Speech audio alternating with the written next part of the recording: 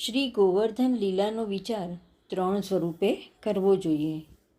આદિ ભૌતિક સ્વરૂપે આ લીલાનું રહસ્ય વિચારીએ તો પ્રભુએ એક મોટી સામાજિક અને ધાર્મિક ક્રાંતિ કરી બતાવી છે.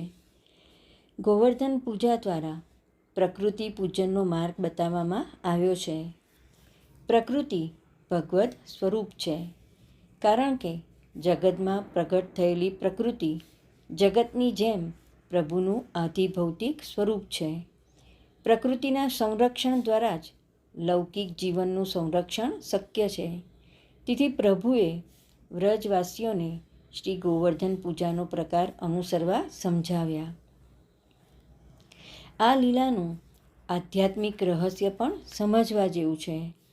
આ લીલા દ્વારા પ્રભુએ પોતાના ભક્તોને શ્રી ગિરિરાજજીનું અદ્ભુત મહાત્મ્ય સમજાવ્યું. પ્રભુ પોતે અને શ્રી ગિરિરાજજી એક જ છે એવું આપે પ્રત્યક્ષ વ્રજભક્તોને બતાવ્યું છે. સાથે સાથે પોતે પણ પ્રભુ હોવા છતાં અન્ય વ્રજવાસી જેવા બનીને શ્રી ગિરિરાજજીનું સેવન કેવી રીતે કરવું તે જાતે કરી બતાવે છે.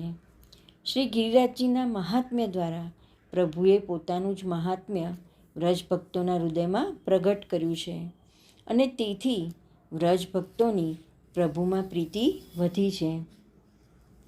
આ લીલા દ્વારા પ્રભુએ એમ પણ સૂચવ્યું કે હું ભક્તના હૃદયમાં રહેલો છું. ભક્ત હંમેશા મારા હૃદયમાં વસેલા છે. આમ ભક્ત અને ભગવાનની અભેદતા આ લીલા દ્વારા પ્રભુએ સમજાવી છે. આધિદૈવિક રહસ્ય. શ્રી નંદનંદને શ્રી ગોવર્ધન લીલા દ્વારા સર્વ વ્રજ ભક્તોનો ભગવાનમાં નિરોધ કરાવ્યો છે. શ્રી ગોવર્ધન લીલામાં પ્રભુ વિરાટ સ્વરૂપે શ્રી ગિરિરાજજીમાંથી પ્રગટ થયા અને સહસ્ત્ર ભુજાઓ ધારણ કરી વ્રજવાસીઓના દેખતા અન્નકૂટ આરોગ્યા. એ લીલા દ્વારા પ્રભુએ વ્રજવાસીઓને અલૌકિક દર્શન આપી તેમની ક્રિયા અને તેમના મનનો નિરોધ પોતાનામાં કર્યો છે.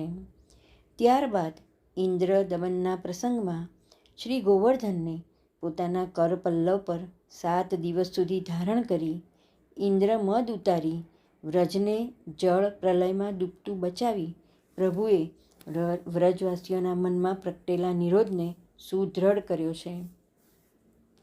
આ લીલા ભક્તોના શરણ, સ્નેહ અને સમર્પણના અંગીકારની લીલા છે. પ્રભુ આ લીલા દ્વારા એમ સૂચવે છે કે જે સ્નેહથી પોતાનું સર્વસ્વ મને સમર્પણ કરી દે છે અને મારો બનીને રહે છે તેને હું અભય આપું છું. ગોવર્ધન લીલા ભક્તોના નિરોધની લીલા છે. આ લીલા દ્વારા પ્રભુએ ભક્તોની ગો એટલે ઇન્દ્રિયોને પોતાનામાં જોડીને તે ઇન્દ્રિયોને ભગવદગામી બનાવી તેમનું વર્ધન એટલે કે પોષણ કર્યું છે. તેથી ગોવર્ધન લીલા ભક્તોના નિરોધની લીલા છે.